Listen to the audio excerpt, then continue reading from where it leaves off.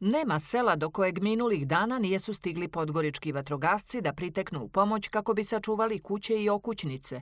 Svakom mještaninu na svoj način bilo je najteže. U zetskom selu Ponare u zadnji minut spasili su da u oganj ne ode kuća jednog teže pokretnog mještanina. Situacija je bila napeta, nije se spavalo. Čitavu noć tu su mještani priskočili kad je došla vatrogasna jedinica. Vatrogasci su to ugasili. Tu ima jedan starac koji živi u kulu. Njemu se je bilo primaknulo nekih 20 metara vatra. Vatrogasci su dali posao kako treba, svaka im čast za to. Među kolegama na prvoj liniji odbrane od vatre bila je mlada Bojana Vulić. Tek je počela da uči posao i odmah upala u vatru. To ju je, kaže, očeličilo. Moj prvi susret je bio vrlo i hrabar i bojažljiv.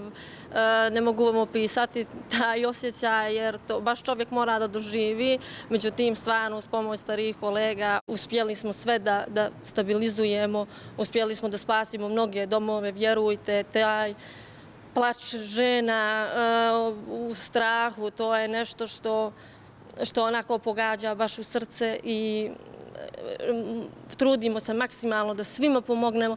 Ponosan je komandir i na Bojanu i ostale kolege koji su danonoćno bili na terenu. Daleko od svojih porodica branili su tuđe domove, zato sada apeluje na mještane da očiste svoja dvorišta kako bi na miru dočekali kraj ljeta. Ne smijemo zaboraviti da je praktično sada tek pola sezone, ljetnje požarne sezone i da iskoriste ovaj period da očiste svoja dvorišta, okućnice svoje i prostor u prečniku od najmanje 10 metara od bilo koje vrste gorive materije kako ne bi požari sa otvorenog prostora došli, ugrozili objekat i imovinu njihovu i njihove same živote.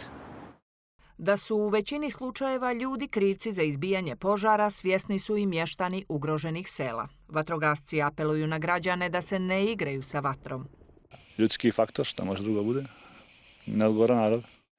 Neko čisti oko kuće, neko čisti drži stoku da bi izbila poslije mlada trava, da bi se očistilo rastinje, da bi mogla stoka da prolazi brdom. Apelovali na građane da se ne koriste pirotehnička sredstva, da ne pale ni oko svojih kuća, znači nikakva vatra da se ne izaziva, jer kao što vidite do sad sve je suvo, mnala, iskra, dovoljno je cigar da bacimo kroz prozor, vozila da se napravi haos. A haosa minulih dana nije falilo, pa su podgoričkim vatrogascima pomoć pružale kolege iz drugih opština, ali i pomoć državnih organa iz vazduha u mnogim je situacijama bila presudna.